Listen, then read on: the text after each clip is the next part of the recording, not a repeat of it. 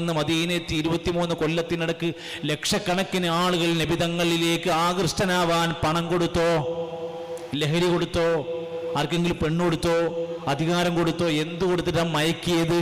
വലൗ കുൻത ഫല്ലൻ ഗലീലൽ ഖൽബി ലം ഫല്ലു മിൻ ഹൗലിക്. നബിയേ, നിങ്ങൾ ഒരു പരുഷ സ്വഭാവിയും കഠിന ഹൃദയനായി പെരുമാറുന്ന വ്യക്തിയുമായിരുന്നുവെങ്കിൽ നിങ്ങളുടെ ചുറ്റുനിന്ന് ആളുകൾ ഒഴിഞ്ഞൊഴിഞ്ഞു പോകുമായിരുന്നു. നമ്മളെ കുട്ടികളെ നമ്മളത്തേക്ക് വരൂല, നമ്മളെ ഭാര്യ നമ്മളത്തേക്ക് അടുക്കൂല. നമ്മൾ കഠിന സ്വഭാവക്കാരനാണെങ്കിൽ, പരുഷ സ്വഭാവിയാണെങ്കിൽ മക്കളോട് പെരുമാറുമ്പോൾ പോലീസുകാരെ പോലെ പെരുമാറരുതെന്ന് ഞങ്ങൾ പറയാം. പോലീസുകാരെ പെരുമാറുന്ന വെച്ചാൽ വെറും ചോദ്യം ചെയ്യണ മാത്രം പരിപാടി ഉണ്ടാവരുത്. നല്ല സോഫ്റ്റായിരിക്കണം. പുതിയ തലമുറയിലെ മക്കളെ പ്രത്യേകിച്ച് നമ്മളെ പഴയ ചൂലും വടിയും കൈക്കലൊക്കെ അടിക്കണ പരിപാടിയൊക്കെ ഉണ്ടായിരുന്നു പണ്ട്. അതിന് പറ്റൂല. ഇത് പുതിയ ടീമാ, പുതിയ ജനറേഷനാ. ടെക്നോളജിൻ്റെ കാലത്ത് ജനിച്ച് മുലപ്പാൽ കുടിക്കുന്നത് മൊബൈലിൻ്റെ കൂടെയാണ്. എന്നിട്ട് ഓല് മൊബൈൽ നോക്കുന്നുണ്ട് എന്ന് പറഞ്ഞ് പരാജയം കണ്ട് കാര്യമല്ല. അങ്ങനത്തെ ഒരു അതിൻ്റെ ഇടയിൽ നമ്മൾ ഉണ്ടാക്കേണ്ട ഒരു അച്ചടക്കമാണ് ഈ വേണ്ടത്. ആ മക്കളെ സ്നേഹിക്കണം, ആ മക്കൾക്ക് സ്വാതന്ത്ര്യം കൊടുക്കണം, ആവശ്യത്തിന് അംഗീകാരം കൊടുക്കണം, നന്നായി പ്രശംസിക്കണം, തൊട്ട് സംസാരിക്കണം, അവരുടെ പ്രശ്നങ്ങൾ കൂടെ നിൽക്കാൻ കഴിയണം. ഏത് പ്രതിസന്ധി വന്നാലും എൻ്റെ വാപ്പയും ഉമ്മയും എൻ്റെ കൂടെയുണ്ടാകുമെന്ന പ്രതീക്ഷ കൊടുക്കാൻ കഴിയണം. റമദാൻ കഴിയുമ്പോൾ നമ്മുടെ കുടുംബത്തിൽ ഒരു പ്രത്യേക സ്നേഹം ഉണ്ടാക്കാൻ കഴിയണം. ഒരുമിച്ച് ഇഫ്താർ, ഒരുമിച്ച് ഭക്ഷണം കഴിക്കുക, ഒരുമിച്ച് പള്ളി കൊണ്ടുപോവുക, അതിനൊക്കെ പറ്റിയ ചാൻസാണ്. മക്കളോട് അടുക്കാൻ, ഭാര്യനോട് നല്ല ശ്രദ്ധിക്കാൻ, വീട്ടിലെ കാര്യങ്ങളിലൊക്കെ ഒന്നുകൂടി സമയം കണ്ടെത്താൻ പറ്റുന്ന നല്ലൊരു അന്തരീക്ഷമാണ്. യാ അയ്യുഹല്ലദീന ആമനൂ, സത്യവിശ്വാസികളെ, ഖു അൻഫുസകും വഅഹ്ലീകും നാറാ, നിങ്ങൾ നിങ്ങളെയും നിങ്ങളുടെ കുടുംബത്തെയും നരകത്തിൽ നിന്ന് രക്ഷപ്പെടുത്താൻ ശ്രമിക്കണേ. ഞാൻ എന്താ ചെയ്യുക? കുടുംബത്തിൽ തിന്മകളുണ്ടെങ്കിൽ അവരെ തടുക്കുക.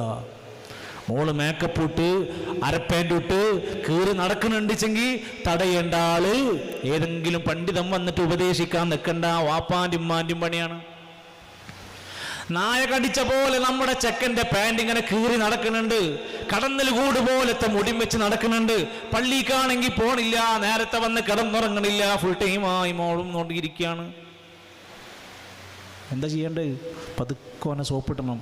ശത്രുവിനെ പോലെ പെരുമാറരുത്, സുഹൃത്തിനെ പോലെ കുട്ടികളോട് പെരുമാറണം. നമുക്ക് ആദ്യം അടിയാണ്, പിന്നെ വർത്താനം. നമ്മൾ കൈമേനി പ്രശ്നമൊക്കെ ഉണ്ടാവില്ല. എത്ര സംഭവങ്ങളാണെന്നറിയോ? ഈ കഴിഞ്ഞ കാലഘട്ടങ്ങളിൽ 2024 കണക്ക് പ്രകാരം 1779 ആത്മഹത്യകൾ കേരളത്തിൽ നടന്നു. 2024 കേരളത്തിന് അവാർഡ് കിട്ടിയില്ലേ? എന്തിനാണ് അവാർഡ്? ഏറ്റവും കൂടുതൽ ആത്മഹത്യ. അവാർഡ് ഉദ്ദേശിച്ചത് 1ാം സ്ഥാനത്ത് എത്തിയെന്നേ ഉദ്ദേശിച്ചു. അതിന് പുരസ്കാരം ഒന്നും ആരും കൊടുക്കലില്ലല്ലോ. സുഹൃത്തുക്കളെ, അല്ലേ ഒരു കണക്ക് പറയുന്നുണ്ട്. ഇത്രയും ആത്മഹത്യ സമ്പന്നരായ തൃശ്ശൂർ ജില്ലയിൽ, വിദ്യാസമ്പന്നരായ എറണാകുളം ജില്ലയിൽ, തലസ്ഥാന നഗരി തിരുവനന്തപുരത്ത് ഇത്രയേറെ ആത്മഹത്യകൾ പെരുകാനുള്ള കാരണം എന്താന്ന് പറയുന്നുണ്ട്. ഒന്ന്, കുടുംബ പ്രശ്നമാണ് ഫസ്റ്റത്തെ കാരണം. നമുക്കില്ലേ? നമുക്കെല്ലാവർക്കും ഉണ്ടല്ലോ, ഉണ്ട്. രണ്ടാമത്തെ പ്രശ്നം തൊഴിലില്ലായ്മയും സാമ്പത്തിക പ്രതിസന്ധിയുമാണ്. പഠിച്ചിറങ്ങിയിട്ട് ജോലി കിട്ടുന്നില്ല. മൂന്നാമത്തെ പ്രശ്നം ലഹരിയും വിഷാദ രോഗങ്ങളുമാണ്. അതിനേക്കാൾ അത്ഭുതം എന്തറിയോ? ഈ ആത്മഹത്യകളിൽ ഏറ്റവും കൂടുതൽ 18 വയസ്സിൻ്റെയും 45 വയസ്സിൻ്റെയും ഇടയിലുള്ള ആൾക്കാരാണ്, ചെറുപ്പക്കാരാണ്. ഇതിൽ 10 പേരിൽ 8 പേര് പുരുഷന്മാരാണ്. ഇവിടെയാണ് നമ്മൾ ആലോചിക്കേണ്ടത്. അല്ലാഹു സുബ്ഹാനഹു വ തആല നമുക്ക് നൽകിയിട്ടുള്ള ഈ അവസരം നന്നായി ഉപയോഗിക്കുക. ഇവിടെയാണ് റമദാൻ നമ്മളെ പഠിപ്പിക്കുന്നത്. എന്തുകൊണ്ടാണ് നോമ്പ് നോൽക്കാൻ റമദാൻ തന്നെ തീരുമാനമെടുത്തത്? ഇന്നാ അൻസൽനാഹു ഫീ ലൈലത്തിൻ മുബാറക ഇന്നാ കുന്നാ മുൻദിരീൻ. ബറാഅത്ത് രാവിലല്ല, മിഅ്റാജ് രാവിലല്ല. വിശുദ്ധ ഖുർആൻ ഇറങ്ങിയിരിക്കുന്നത് ഒരു അനുഗ്രഹീത രാവിലാണ്. ആ രാവേതാണ്? ലൈലത്തുൽ ഖദറാണ്. ഖൈറും മിൻ അൽഫി ശഹർ, 1000 മാസത്തേക്കാൾ ഉത്തമമായ രാത്രിയാണത്. 1000 മാസം എന്ന് പറഞ്ഞാൽ 83 കൊല്ലം. നമുക്ക് ആയുസ്സുണ്ടാകുമോ 83 കൊല്ലം ജീവിക്കാൻ? എന്നാൽ ലൈലത്തുൽ ഖദറിന്റെ ഒരു രാത്രി നമുക്ക് ഹയാത്താക്കാൻ കഴിഞ്ഞാൽ 1000 മാസത്തേക്കാൾ പുണ്യങ്ങൾ വാരിക്കൂട്ടാനുള്ള അപൂർവ ചാൻസ് ആണ് വരാൻ പോണത്. നഷ്ടമാകരുത്, അവസാനത്തേക്ക് വെക്കരുത്. എല്ലാ നേരത്തെ തിരക്കുകളൊക്കെ മാറ്റിവെച്ചോ, എല്ലാ പരിപാടികളും വേഗം തീർത്തു വെച്ചോ, അവസാനത്തെ 10 ഇബാദത്തിന് വേണ്ടി കൊടുക്കാൻ ശ്രമിച്ചോ. അത് ഷോപ്പിങ്ങിലും വേറെല്ലാം ശൈത്താൻ നമ്മളെ കൊണ്ടുപോയിടും. ഒരു വഴി കൊടുക്കരുത്. റമദാൻ 27 അന്ന് ഇവിടെ നാട്ടിൽ കൂടെ പല ഭാഗത്തും സ്വലാത്ത് നഗറുണ്ട്, ദിക്ർ ഹൽക്കുണ്ട്, തൗബ മജ്ലിസ് ഉണ്ട് പറഞ്ഞാൽ അങ്ങാടിക്ക് വിളിക്കും. ഓലോട് പറയാം, ഞാൻ ലൈലത്തുൽ ഖദർ പ്രതീക്ഷിച്ച് പള്ളിയിലാണെന്ന് പറഞ്ഞാൽ. ലൈലത്തുൽ ഖദർ നബിയും സഹാബത്തും അവിടുന്ന് അവസാനത്തെ 10ഉം അവസാനത്തെ 20ഉം പോയി ഇരുന്നത് മരുഭൂമിയിലല്ല, അവിടുത്തെ പള്ളിയിലായിരുന്നു ഇഅ്തികാഫ്. എല്ലായിടത്തും ഉണ്ടാവും. അത് നമ്മൾ ശ്രദ്ധിക്കണം. നമ്മളെ ഈമാനെ നമ്മൾ സംരക്ഷിക്കണം. എന്തുകൊണ്ടാണ് റമദാനിനെ ഇത്ര പോരിശയാക്കിയത്? അള്ളാന്റെ ഖുർആൻ അവതീർണമായ മാസമാണ്. ഖുർആനുമായി നമുക്ക് നല്ല ബന്ധമുണ്ടാകണം. സഹോദരങ്ങളെ, ഈ ഒരു പ്രോഗ്രാം വളരെ മനോഹരമായി ഇവിടെ സംഘടിപ്പിച്ച് അൽഹംദുലില്ലാ മാഷാ അല്ലാഹ് അതിൻ്റെ ഒരു വിജയത്തിന് നമ്മളെല്ലാവരും നമ്മുടെ ഒരു സ്വതക്ക നൽകി ഇവിടുത്തെ യാതൊരു എക്സ്പെൻസും ബാക്കിയാവാത്ത രൂപത്തിൽ നമ്മളെല്ലാവരും കൂടി ഒന്ന് സഹകരിച്ചാൽ, ഒരു ചെറിയ സംഖ്യ അങ്ങ് സ്വതക്ക കൊടുത്ത് വിട്ടാൽ ഇൻഷാ അല്ലാഹ് ഇവിടുത്തെ എല്ലാ എക്സ്പെൻസുകളും ഇതുപോലെ മനോഹരമായി നമുക്ക് അവസാനിപ്പിക്കാൻ കഴിയും. അള്ളാഹു ആ ഒരു സംരംഭത്തെ വിജയിപ്പിക്കുമാറാകട്ടെ. അതിൽ സംഭാവനകൾ നൽകുന്നവർക്കൊക്കെ വലിയ ഹൈറും ബറക്കത്തും കൊടുക്കുന്നതിൻ്റെ ഇരട്ടിയും പടച്ചറബ് നൽകുമാറാകട്ടെ എന്ന് പ്രത്യേകമായി പ്രാർത്ഥിക്കുകയാണ്. അതുകൊണ്ട് സഹോദരങ്ങളെ, പടച്ചറബിൻ്റെ മാർഗത്തിൽ നമ്മുടെ ഏതേത് മേഖലയിലും ഉണ്ടാകുന്ന നന്മകളിലേക്ക് നമുക്ക് വേണ്ടുന്ന കാര്യങ്ങൾ നമ്മൾ ശ്രദ്ധിക്കേണ്ടതുണ്ട്.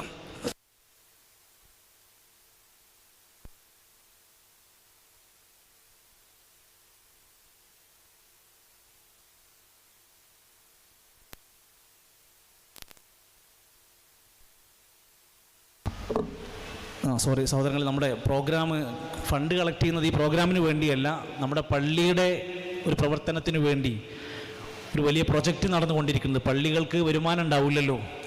അപ്പോൾ പാടൂരത്തെ നമ്മുടെ പള്ളിയുടെ പ്രൊജക്റ്റിന് വേണ്ടിയിട്ട് നടക്കുന്ന ഒരു കളക്ഷനാണ് നടക്കുന്നത്. പള്ളി എന്ന് പറഞ്ഞാൽ അതിൻ്റെ വരുമാനത്തിന് വേണ്ടി ഏകദേശം 70,000 രൂപ ഒരു മാസം ചെലവുണ്ട്. അപ്പോൾ അതിന് ഒരു നല്ല ഒരു പ്രൊജക്റ്റ് അവിടെ വർക്ക് പണി നടന്നുകൊണ്ടിരിക്കുക. ഇന്ന് പരിപാടിക്ക് വന്നവരും ഇനി ഭാവിയിൽ സഹായിക്കാൻ പറ്റുന്നവരൊക്കെ ആ പ്രൊജക്റ്റിലേക്ക് സംഖ്യകൾ കൊടുക്കാൻ വേണ്ടി പ്രത്യേകം ശ്രദ്ധിക്കുക. നല്ലൊരു നെയ്യത്ത് വെച്ച് ഘട്ടം ഘട്ടമായി നല്ലൊരു വിഹിതം കൊടുത്താൽ അതിൽ നിന്ന് കിട്ടുന്ന വരുമാനം തുടർച്ചയായി കൊല്ലങ്ങളോളം നമ്മുടെ പള്ളിക്ക് വരുമാനമായി മാറിക്കിട്ടും. നമ്മൾ നാളെ മരിച്ചാലും അവിടെ സുജൂദ് ചെയ്യുന്നതിൻ്റെ ഒക്കെ കൂലി നമ്മുടെ ഖബറിലേക്ക് സ്വതക്കത്തുൻ ജാരിയയായി വരുന്ന ഒരു മഹത്തരമായ നന്മയാണെന്ന് ആരും പ്രത്യേകം വസിയത്ത് ഉപദേശമൊന്നും ആവശ്യമില്ലാത്ത അള്ളാഹുവിന് ഏറ്റവും ഇഷ്ടപ്പെട്ട പള്ളിയിലേക്ക് ആ ഒരു സംഭാവനയെ നിയ്യത്ത് വെച്ചുകൊണ്ട് നമ്മൾ നൽകുക. അള്ളാഹു കബൂൾ ചെയ്യുമാറാകട്ടെ. സഹോദരങ്ങളെ, മാറ്റം തുടങ്ങേണ്ടത് വിശുദ്ധ റമദാനിൻ്റെ ഒരു നല്ല അവസരത്തിൻ്റെ മുമ്പിൽ ഖുർആനിലേക്കുള്ള മാറ്റം. വിശുദ്ധ ഖുർആനുമായി നമുക്കുണ്ടാവേണ്ട ബന്ധം എന്താണ്? നല്ല പാരായണത്തിന് നമ്മൾ സമയം കണ്ടെത്തണം. ഒരു നമസ്കാരത്തിൻ്റെ മുമ്പ്, ഒരു നമസ്കാരത്തിൻ്റെ ശേഷം 2 പേജ് വെച്ച് ഓതാൻ കഴിഞ്ഞാൽ നമുക്ക് 1 മാസം കൊണ്ട് 1 ഖത്മ ചെയ്യാൻ പറ്റും. ഒരു നിസ്കാരത്തിന്റെ മുമ്പ്, ഒരു നിസ്കാരത്തിന്റെ ശേഷം 4 പേജ് ഓതാൻ കഴിഞ്ഞാൽ 2 ഖത്മ തീർക്കാൻ പറ്റും. 1 മാസത്തെ കാര്യം പറയണത്. ഏതായാലും നിസ്കരിക്കാൻ പോവുമല്ലോ, അപ്പോൾ ഒരു 2 പേജ് അല്ലെങ്കിൽ 4, 6 പേജ് കഴിയുമെങ്കിൽ 3 ഖത്മ തീർക്കാൻ പറ്റും. ഇമാം സുഹരി റഹ്മത്തുള്ളാഹി അലൈഹി പറയാണ്, ഞങ്ങൾക്ക് റമദാൻ മാസം വന്നാൽ ഷഹ്റുൻ ലിൽ ഖിറാഅത്തി, ഖുർആൻ ഓതുന്ന മാസമായിരുന്നു. സാധുക്കൾക്ക് ഭക്ഷണം കൊടുക്കുന്ന മാസമായിരുന്നു ഞങ്ങൾക്ക് റമദാൻ വന്നാൽ. ഇമാം ഖതാദ റഹിമഹുല്ലാഹ് സാധാരണ അദ്ദേഹത്തിന്റെ പാരായണം 7 ദിവസം കൊണ്ട് ഖത്മ ചെയ്യും. റമദാൻ വന്നാൽ 3 ദിവസം കൊണ്ട് ഖത്മ ചെയ്യും. ലൈലത്തുൽ ഖദറിന്റെ സമയമായാൽ ഒറ്റ രാത്രി കൊണ്ട് ഇരുന്ന് മുഴുവനായി ഖത്മ ചെയ്യാൻ ശ്രമിക്കുമായിരുന്നു. ഇനി നമ്മൾ ചിന്തിച്ചു നോക്കിയും, നമുക്ക് എന്ത് മാറ്റാനുള്ളത്? നമ്മൾ എത്ര പേജ് ഓതിയത്? നമ്മൾ എത്ര ജുസ് ആയിട്ടുണ്ട്? ഈ സദസ്സിലിരിക്കുന്ന ഇനിയും തുടങ്ങാത്ത ആരെങ്കിലും ഉണ്ടെങ്കിൽ പ്രിയപ്പെട്ട ചെറുപ്പക്കാരെ, നമ്മുടെ മൊബൈലിൽ ഇഷ്ടംപോലെ ഖുർആൻ ഓതാനുള്ള ആപ്പുകളുണ്ട്. ഏതായാലും ഫോൺ കൊണ്ടാണ് നമ്മൾ എല്ലായിടത്തും നടക്കുന്നത്. അതുകൊണ്ട് പുണ്യം കൂടാൻ പറ്റുന്ന സംഭവമുണ്ട്. പള്ളി പോയിരിക്കുകയാണെങ്കിൽ ഫോൺ ഒഴിവാക്കുക, എന്നിട്ട് പള്ളിയിൽ നിന്ന് ഖുർആൻ എടുത്ത് ഓതുക. ആ മുസാഫിൻ്റെ പ്രതിഫലം വേറൊന്നിനും കിട്ടില്ല. മുസാഫിനുള്ളൊരു പ്രതിഫലമുണ്ട്, ഖുർആൻ മാത്രമുള്ള പ്രിന്റ് ചെയ്ത മുസാഫ്, അതിൻ്റെ പ്രതിഫലം വേറെയാണ്. മറ്റൊരു പക്ഷേ പാരായണം ചെയ്തതിന്റെ പ്രതിഫലം. ഖുർആൻ ഹിഫ്ളാക്കാനുള്ള ചാൻസ് റമദാൻ നമുക്ക് നൽകിയത്. ഖുർആൻ നന്നായി ഹിഫ്ളാക്കുക. എത്ര സൂറത്ത് പഠിക്കാൻ പറ്റുമോ, ചില ആയത്തുകൾ, ചില സൂറത്തുകൾ, അതൊക്കെ നന്നായി പഠിക്കുക. ഖുർആനെ കുറിച്ച് ചിന്തിക്കുക, തദബ്ബുർ നടത്തുക. അഫലാ തതദബ്ബറൂനൽ ഖുർആൻ, നിങ്ങൾ എന്താ ഖുർആനിനെ കുറിച്ച് ചിന്തിക്കുന്നില്ലേ? അമ്മലാ ഖുലൂബിൻ അഖ്ഫാലുഹാ, നിങ്ങളുടെ കൽബുകൾക്ക് നിങ്ങൾ പൂട്ടിട്ട് വെച്ചിരിക്കുകയാണോ? ചിന്തിച്ചു നോക്കിയും. ഖുർആൻ മരണത്തെക്കുറിച്ച്, പരലോകത്തെക്കുറിച്ച്, ജീവിതത്തിന്റെ വ്യത്യസ്ത അത്ഭുതങ്ങളെക്കുറിച്ച് പറഞ്ഞത് കേട്ടാൽ ചിന്തിക്കുമ്പോൾ നമ്മൾ പറയാൻ തുടങ്ങും, റബ്ബനാ മാ ഖലഖ്ത ഹാദാ ബാതില സുബ്ഹാനക ഫഖിനാ അദാബന്നാർ. പടച്ചോനെ, നീ വലിയവനാ റബ്ബേ, നീ എത്ര വലിയവനാ, നീ വെറുതെ ഉണ്ടാക്കിയതല്ല ഇതൊന്നും, ഞങ്ങളെ രക്ഷിക്കണേ എന്നവർ ബുദ്ധിയുള്ളവർ പറയാൻ തുടങ്ങും. നന്നായി ചിന്തിക്കുക, നന്നായി തഅല്ലുമ് നടത്തുക, ഖുർആൻ പഠന ക്ലാസുകൾ ഉപയോഗപ്പെടുത്തുക, അർത്ഥം വായിക്കുക, ആയത്തുകൾ വായിച്ച് അതിന്റെ തഫ്സീറുകൾ പഠിച്ച് ഈ ആയത്തിൽ അല്ലാഹ് എന്നോട് എന്താ പറയുന്നത് എന്ന് നന്നായി ചിന്തിക്കുക, പഠിക്കുക. കേൾക്കാൻ പറ്റുന്നവര് ഖുർആൻ കേൾക്കുക. ചിലർക്ക് എല്ലാം പറ്റൂലല്ലോ. ഖുർആൻ അങ്ങ് ഓണാക്കി വെച്ചിട്ട് ഏതെങ്കിലും ഒരു സൂറത്ത് കേൾക്കുക, ഇരുന്ന് കേട്ടാവരെ കൂലി കിട്ടും. ശീലമാക്കിക്കോളിയും.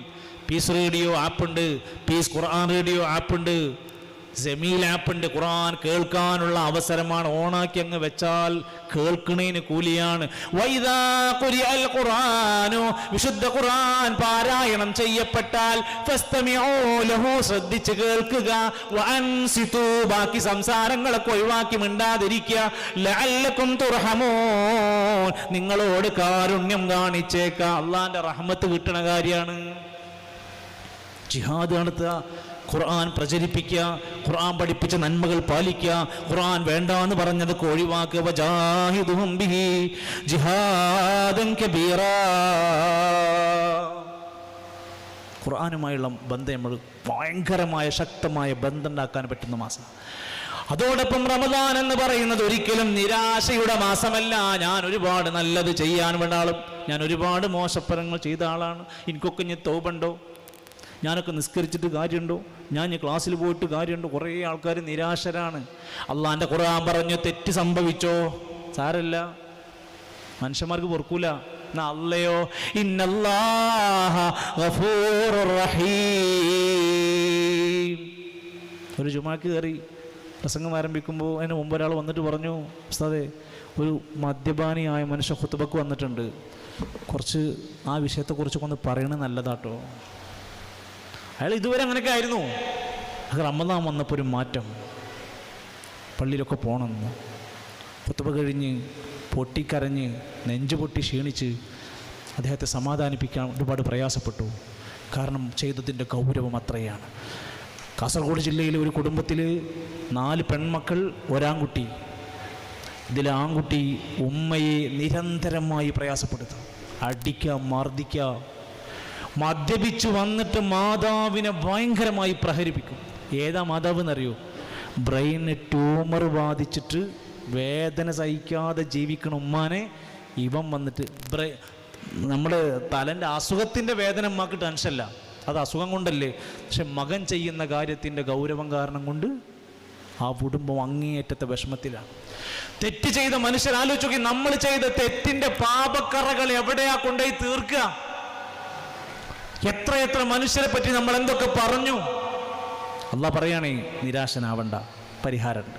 ഖുൽ യാ ഇബാദിയല്ലദീന അസ്റഫൂ അലാ അൻഫുസിഹിം ലാ തഖ്നതൂ മിർ റഹ്മത്തില്ലാഹ് ഇന്നല്ലാഹ യഗ്ഫിറുദ് ദുനൂബ ജമീആ. അല്ലാഹ് പൊറുക്കും. സ്വന്തത്തോട് പാപം ചെയ്ത അടിമകളെ, ലാ തഖ്നതൂ മിർ റഹ്മത്തില്ലാഹ്, അല്ലാഹുവിന്റെ കാരുണ്യത്തിൽ നിരാശനാവണ്ട, അല്ലാഹ് പുറത്തു തരും. ഇന്നല്ലാഹ യഗ്ഫിറുദ് ദുനൂബ ജമീആ. 100 മനുഷ്യരെ കൊന്നു. അവസാനം അയാൾ മരിക്കുമ്പോൾ മലായിക്കത്തുകൾ വന്ന അഭിപ്രായ വ്യത്യാസം ഉണ്ടായി. സ്വർഗത്തിൻ്റെ മലക്കാണോ, സ്വർഗത്തിലേക്ക് വേണോ, നരകത്തിലേക്ക് വേണോ?